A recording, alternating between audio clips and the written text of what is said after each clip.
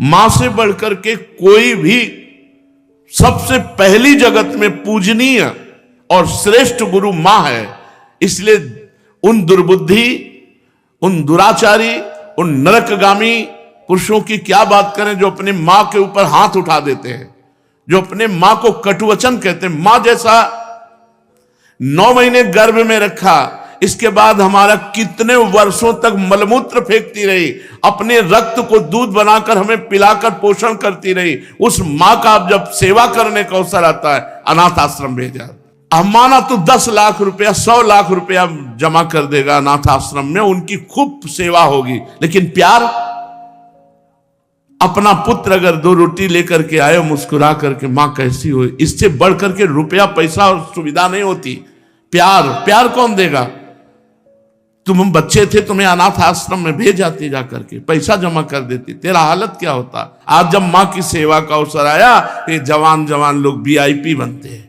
ये धर्म है, धर्म निश्चित अपना प्रभाव दिखाकर रहता है। तो अधर्म करोगे तो दंड मिले। सबसे पहली बात समझ लो, मां, जिसके मां हो और कोई देवी देवता पूजने की जरूरत नहीं, पूजो तो तुम्हारे भाग्य की बात है, लेकिन सबसे बड़ी देवी मां है, सबसे बड़ी पूजा मां है। अगर अपनी मां की सेवा कर ली तो भगवान को प्रसन्न कर लिया।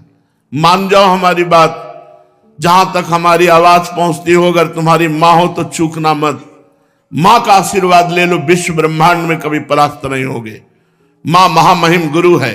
हां, अगर आप वृंदावन वास करते हो, अपनी मां को पास रखो। जैसी भी परिस्थिति हो, उस परिस्थिति से अपनी मां की सेवा करो, अपने पिता की सेवा करो। संन्यास लेने पर वो पिता सन्यासी बालक के साष्टांग दंडवत करेगा, लेकिन वो बालक अपनी मां को साष्टांग दंडवत करेगा। ये बहुत बड़ी महिमा मां की है। पूज्य बाबा कह रहे हैं, इसलिए मां को इस मनुष्य लोक में प्रथम देवता, प्रथम गुरु मानना चाहिए। मातृ देवो भव हमारा वेद कहता है, और पितृ देवो भव। अपने माता पिता की जिसने सेवा नहीं की, आज्ञा नहीं मानी, मनमानी आचरण किए, वो कभी सफल नहीं हो सकता, किसी भी मार्ग में सफल नहीं हो सकता। पूरा जीवन रुपया कमा करके अपने बेटे को बाबूजी बनाना चाहो, बेटे ने जब बूढ़ा अवस्था आई, पानी देने की अवस्था आई, तो घर से निकाल दिया। माता पिता की आराधना करना ये भगवत भक्ति है। पुंडरीक जी महाराष्ट्र में अपने माता पिता को भगवान मान करके उन्हीं की 8 पैर सेवा में रहते। तो आज भी जो विट्ठल भगवान है, उन्हीं को दर्शन देने के लिए गए थे। एक ईंट डाल दी, उसी ईंट में खड़े हो गए। ऐसे आज भी खड़े हैं। ऐसे कहा, जब माता पिता की सेवा पूर्ण हो जाएगी तब महाराज आपके दर्शन करेंगे। माता पिता भगवान का स्वरूप हैं। ये आज जो वातावरण बदल रहा है, बहुत गुस्सा लगती है जब देखने को मिलता है कि जवान बहू और बेटा मिलकर के बूढ़ी मां को मार रहे हैं। वो बेचारी उठ नहीं सकती, वो हिल नहीं सकती। अंतिम समय तक या तो जलोगे ऐसी जगह जहां बचाने वाला कोई नहीं होगा, या सड़ोगे। ऐसे अधर्म करने वाले को कभी कभी और हम कहते हैं, उस मां से पूछ लो जिसको तुमने मारा है, उसी मां से पूछ लो कि बोलो इसको क्या दंड दें, तो यही कहेगी कि कभी मत दंड देना। वो पिटते हुए भी यही कहेगी कि तू सुरक्षित रहे, तू सुरक्षित रहे। एक मां को मारा तो दूसरे भाई ने रिपोर्ट कर दी, पुलिस आई, मां से पूछ रहे तुम्हें मारा? नहीं मारा नहीं, बातचीत हो रही थी, ऐसे धक्का लग गया। धक्का दिया? नहीं, हमारा धक्का उसको लग गया। छोटा लड़का कह रहा है कि इतना जोर जोर से डंडों से मारा, इसके शरीर को देख लो कितने डंडे पर। चुप। मां का स्वरूप क्या होता है, समझो क्या स्वरूप होता है। पीट के अपमानित होके भी अपने बेटे को अपमानित और पीटने की इच्छा नहीं है। ऐसी वात्सल्यमयी मां को, ऐसे पिता को जो मेहनत करके कमाते अपने बच्चे का पोषण किया और वो जवान हुए, डंडों से मारते हैं घर के बाहर। अरे राधा राधा, ऐसे दृश्य देखने को मिलते हैं ना। ये खा खा करके सब जवान हुए हो और अब माता पिता की सेवा का अवसर आया तो मुंह चुराए घूमते हो। मुंह चुराने का समय नहीं है, अपने कर्ज उतारने का समय है, ऋण उतारने का समय है। अब माता पिता की सेवा कर लो, मातृ ऋण पितृ ऋण से उऋण हो जाओगे। हमने आपको कई बार सुनाया है, एक कश्यप नाम के ऋषि थे, महाभारत में है, तो तपस्या परायण थे। तो जिस वृक्ष के नीचे तपस्या कर रहे थे, ऊपर बगुली बैठी हुई थी, बगुला जो टांग उठाकर ध्यानस्थ रहता है मछली के लिए। तो वीट ऊपर गिरा करके तो क्रोध भरी दृष्टि से देखा, तत्काल आग लग गई, बगुली भस्म होकर नीचे गिर गई। तप का प्रभाव होता है। अब उनको बड़ा गर्व हुआ कि नहीं, काफी हम सिद्ध हो चुके हैं, बगुली भस्म हो गई। उठे भिक्षा के लिए गए तो एक दरवाजे में जाकर भिक्षाम देहि, तो एक बहू निकली। उसने कहा भगवान कुछ क्षण रुकिए, अभी बना करके लाए। बड़े मृदु वचन से उनका सम्मान करते हुए अंदर गई तो दूसरे दरवाजे से उसका पति आ गया। जब भी पति आए, पति की आराधना, उनको जल पिलाया, आसन पे बैठाला। फिर इतने में कुछ समय लगा और कहा भगवान आपके घर के दरवाजे अतिथि देव विराजमान है, आज्ञा हो तो भोजन। अरे उनका पहले अतिथि देवो भव, अतिथि की सेवा करो। अब वो गए, इतना विलंब क्यों किया? उनका हमारे पति देव आ गए। तू मुझे समझते नहीं है, इतना विलंब क्यों किया? बोले महाराज जानती हूं उस वृक्ष की बगुली नहीं हूं कि तुम्हारी आंख टेढ़ी करने से भस्म हो जाऊंगी। अब उनके होश उड़ गए कि ये बात तो केवल हम जानते, दूसरा कोई जानता ही। तो उनका तुम कैसे जाने? बोले मैं अपने पति सेवा के प्रताप से पतिव्रता हूं, मुझे तीनों कालों का ज्ञान है, तुम्हें बिल्कुल ज्ञान नहीं। अभी तुम अज्ञानी हो, अपने को ऋषि भले समझते हो, कश्यप ऋषि नाम था उनका। जाओ, तुम्हें अगर ज्ञान प्राप्त करना है तो जाओ, वहां एक कसाई रहते हैं, वो तुम्हें ज्ञान प्रदान करेंगे। अब कोई संशय नहीं था, क्योंकि अलौकिक बात उनको पता है पातिव्रत धर्म से। वहां गए, जिस कसाई का परिचय बचाया था तो मांस बेच रहा था। कोई कहता 2 किलो तो 2 किलो, किलो तो एक, और ऊंट चल रहे थे। तो कहा कैसी गंदी जगह भेज दिया। चलने लगे तो कहा कश्यप ऋषि। पहला आश्चर्य हुआ कि ये तो नाम बता रहा है हमारा, हमने तो अभी कुछ बात भी नहीं की, वो अमुक गांव की पतिव्रता ने भेजा है। अब और आश्चर्य हुआ। कहा हाँ। बोले बस खड़े रहो, मैं अपना व्यापार कर लूं, बस अभी आपके साथ चलता हूं। खड़े रहे, थोड़ी देर में वो बेच के दुकान बंद करके कहा तो उनका पहले ये बताओ इतना निंदनीय कार्य करते हो तुम? तो उनका मेरा जन्म हुआ है इसी कुल में, मैं हिंसा नहीं करता, मैं मांस लाता हूं और बेचता हूं और अपने परिवार का पोषण करता हूं, क्योंकि मैं ऐसे कुल में जन्मा हूं। तो उनका तुमको ये कैसे पता चल गया मेरा कश्यप नाम है? बोले आपका नहीं, आपके बाप का, आपके पुरखों तक का हमको पता है। और ये कैसे पता चला कि वो बहू ने आपको कहा है ऐसा? बोले मुझे तीनों काल का ज्ञान है, भूत भविष्य वर्तमान। बोले इतना निंदनीय कार्य करते हो और तीनों काल का? बोले हर समय नाम जप करता रहता हूं और अपने कुल के अनुसार व्यापार करता हूं, और मेरी प्रधान पूजा, चलो घर देखो। जब घर में गए तो श्वेत पलंग पर बूढ़े माता पिता सजाए देवता की तरह बैठे थे। जाके साष्टांग दंडवत की और कहा मां आपके घर में अतिथि आए हैं, उनका अतिथि से मिलो और सेवा करो। उनका ये हमारे भगवान है, 8 पहर इनकी पूजा करता हूं, अपने माता पिता की, और अपने कुल के अनुसार आचरण करता हूं और निरंतर नाम जप करता हूं। उसके प्रताप से मुझे तीनों काल का ज्ञान है, भूत भविष्य वर्तमान। तुम अपने माता पिता को छोड़ करके तपस्या के लिए निकले हो, और वो भी अंधे हैं तुम्हारे माता पिता, जो स्वयं पानी नहीं ले सकते। तुम्हें कभी न परम पद मिलेगा, न स्वर्ग मिलेगा, नरक मिलेगा तुम्हें। उसी समय वापस हो गए। और जब माता पिता का शरीर पूरा हुआ तब पुनः तपस्या में लगे। माता पिता भगवान का स्वरूप है। स्वयं प्रात काल उठी कै रघुनाथा, मातु पिता गुरु ना वही माथा। अपने माता, अपने पिता, अपने गुरुदेव के चरणों में स्वयं राम जी महाराज मस्तक रखते थे प्रात काल उठ करके। सबसे पहले अपने माता पिता की जो आज्ञा का उल्लंघन करते हैं उन्हें कभी सद्गति प्राप्त नहीं होती। अब ध्यान से सुनो, यदि माता पिता भगवान का नाम जब भगवान की भक्ति का विरोध करने वाले हो तो उनकी नहीं बात माननी चाहिए। यदि माता पिता भगवान की भक्ति का विरोध करने वाले हो तो नहीं माननी चाहिए। यदि माता पिता गंदी आज्ञा करे तो नहीं देना चाहिए। रोटी दाल खाओ, नहीं चाहे उपवास करके मर जाओ, तुम्हें मुर्गा बकरी नहीं देंगे आके, तुम्हें शराब नहीं पिलाएंगे आके। एक तरफ भक्ति का वर्णन किया, अब ये वर्णन किया उनके दुष्परिणाम। और अगर माता पिता गलत आज्ञा करते हैं तो नहीं, पानी पी के रहो, ऐसे रहो, शराब तुम्हें नहीं देंगे, मांस तुम्हें नहीं देंगे। क्यों गलत आदत बनाई? जो धर्म विरुद्ध है वो हम तुम्हें लाके नहीं दे सकते। यदि माता पिता भक्ति विरोधी हो तो उनकी बात नहीं माननी चाहिए। सेवा करने की बात नहीं कह रहे, सेवा करो, बात मत मानो। यदि भक्ति विरोधी है तो बात मत मानो।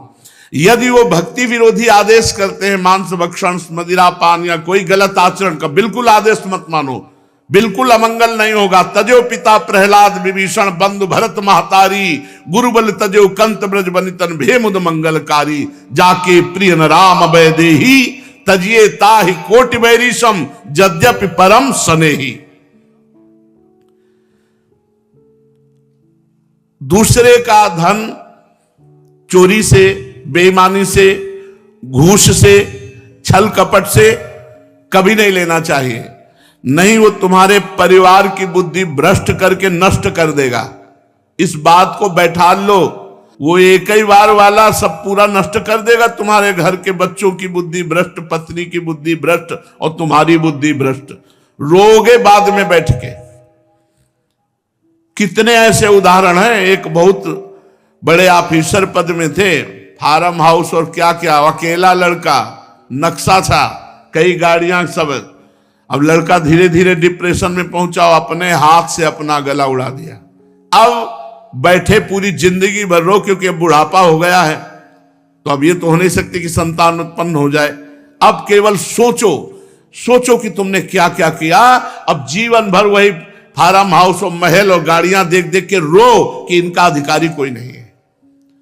धर्म से चलो, साइकिल से चलोगे तो भी उन्नति को प्राप्त होगे, आनंदित रहोगे। मान लो हमारी बात। अधर्म का पैसा, दूसरे को, निर्दोष को दंड दिया और दोषी को मुक्त कर दिया रुपए के बल से, तो वो सरकारी, आखिरी सरकार जहां किसी की घूस नहीं चलती, वो जब न्याय करेगा तो ऐसी जगह फंसोगे, पूछो मत। एक बड़ा बलवान ऊपर चढ़ा छत पे, और बहुत बड़ा सरोवर था, और जहां उसको कूदना था वहीं नीचे छत बनी हुई थी सीमेंट की, ऊपर पानी था। अब उसको समझा कि पानी ऊपर से कूदा, ऐसे ककड़ी की तरह फट गया। यह है ऊपर वाले का न्याय। किसी और को फाड़ने की जरूरत नहीं पड़ेगी। बुरी दशा आने के पहले बुद्धि बदली जाती है, वहीं गिरोगे, ऐसी जगह फिसलोगे, ऐसी जगह फंसोगे जहां निकलने के चांस नहीं रहेंगे। अवश्य में भोक्तव्यम कृतम कर्म शुभाशुभम। धन दिमाग में भरे हुए हो, अगर धर्म से धन कमाओगे तो माना कि आप बहुत गरीबी से चल सकते हो, लेकिन आपके पुत्र, आपका परिवार सुसज्जित तेजोमय होगा। और अधर्म कमाओगे तो यही सब बाधाएं ऐसी आएंगी जो जिंदगी भर केवल सड़ते रहोगे। दिमाग तुम्हारा सड़ा हुआ होगा, कोई उत्तम विचार, कोई आनंद, कोई चिंता शोक का नाश करने वाला विवेक आपको प्राप्त नहीं होगा। इसलिए अधर्म का धन,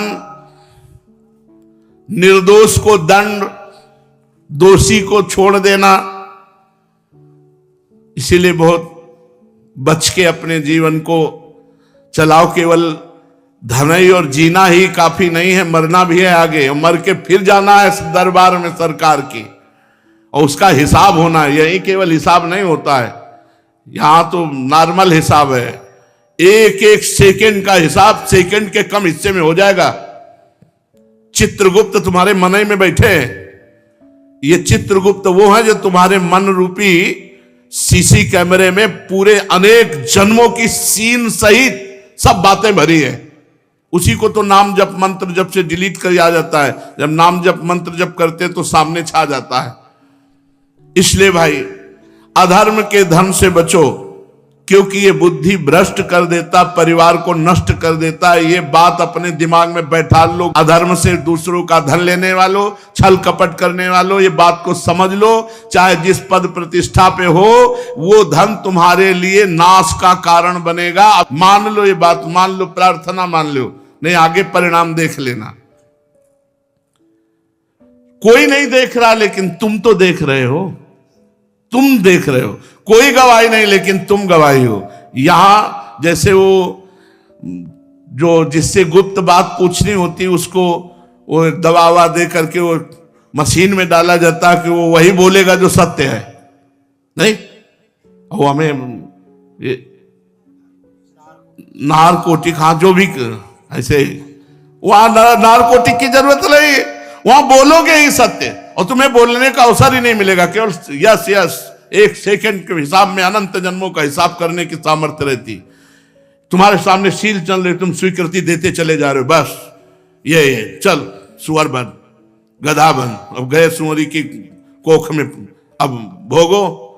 अवश्य में भोक्तव्यम कृतम कर्म शुभाशुभम। भाई सावधान, ये कर्म भूमि है, जो कर्म करोगे तुम्हें भोगना। और हम खुल के इसलिए कहते हैं कि तुम्हारे दिमाग में पहुंच जाए, तुम्हारे दिमाग में समझ में आ जाए। और ये मत सोचना कि दान दे देंगे तो हम पवित्र हो जाएंगे, डबल पाप लगेगा।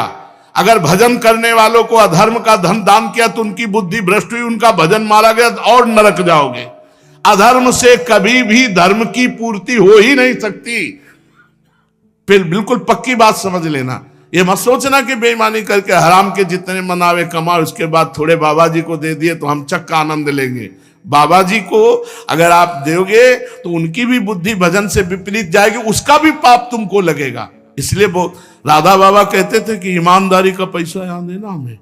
जैसे कभी किसी को कोई भागवत सुना को तो बोले हम तुम्हें दक्षिणा देना चाहते, तो एक घास काटने वाला है, बोले बाबा पक्की ईमानदारी का, हम रोज घास काटते उसी का मिलता है, लो बाबा बोले लाओ। एक संत को देखा जो पैर का रिक्शा जब चलते थे तो उसी ऐसे खड़े हो जाते, ला रे, बोले बाबा हम गरीब आदमी, बोले ला, तो 50 पैसा दे देता या 1 रुपया, वही बस ले, कि वो पसीना चुआ रहा है, मेहनत कर रहा है, वो 50 पैसा 1 रुपया दे। आजकल प्रायः लोग शॉर्टकट से धनी बनना चाहते हैं। कितनी जन आत्महत्या कर रहे हैं। मोबाइल में वो एडवर्टाइज भी आती है, अब नए नए लड़के और जितने सब हैं करोड़पति बनने के लिए रुपया लगाए चले, माता पिता की पर्स खाली करके वो मोबाइल में वो जुआ गेम ले परेशान है। अनंत ब्रह्मांडों का स्वामी अपने आप को दांव में लगा दो, वो अपने आप को दे देंगे, वो अपने आप को दे देंगे तो अनंत ब्रह्मांड तुम्हारा। तभी कहते हैं बिना दस्तखत के जब जो जरूरत होती है, मांगना नहीं है किसी भी तरह का। आप सत्संग सब सुन रहे हैं, किसी भी तरह का यहां कोई फ्रॉड आपको नजर आता हो कि ऐसे तो कहते हैं कि मैं लेता नहीं हूं, पीछे बैग में ले जाते हैं, लेता कोई खड़ा होकर बता दे, आप दे दोगे हाथ उठा करके। ऐसे किए तो भिक्षुक हैं, बाबा जी हैं। ये बिजली का बिल हमारे घर में बिजली नहीं पैदा होती, इसकी भी फीस लगती है। इसका अगर आप दे देते हो तो आराम से बैठे हो, चल रहा है, और जब कट जाएगा तो दीपक जला के सत्संग करेंगे, माइक हटा के करेंगे। आ जाता है तो दाल रोटी हो जाती है, ज्यादा आ जाता है तो सब्जी भी बन जाती है। आ गया तो जो जैसी व्यवस्था भगवान कर दिए उससे कोई ये नहीं कह सकता कि मेरे से मांगा गया। और भगवान की कृपा से सब कुछ चल रहा है। हमारा अगर जीवन भगवान में अर्पित है तो जिन्होंने अनंत ब्रह्मांड बनाया वो हमारी व्यवस्था नहीं करेंगे क्या यार? तुम्हारे द्वारा व्यवस्था चलेगी। कई बार राधा केल कुंज में यही सत्संग में कहा, तुम्हें भगवान की कसम है अगर तुम्हें लगता हो मेरे द्वारा राधा केल कुंज चलती है तो कभी 50 पैसे भी आमद चढ़ाना, कभी नहीं। ये भगवान से चलता है, देखो कैसे चलता है। ऐसे चलेगा बिना पेट्रोल के, बिना ड्राइवर के। पुष्पक विमान में लगता था क्या ड्राइवर? पेट्रोल लगता था। अरे राधा केल कुंज भी चल रही है, उन्हीं से चल रही, उन्हीं से चल। कैसे चल रही? दिमागों में चल रही, हृदय में चल रही, सबका भरण पोषण हो रहा है।